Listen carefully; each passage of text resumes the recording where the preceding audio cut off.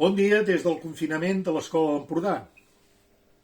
Avui us portaré una cançó d'en Tom Paxton, una cançó que crec que és molt adient per tot el que ens està passant. Tots junts pensarem, tots junts pensarem,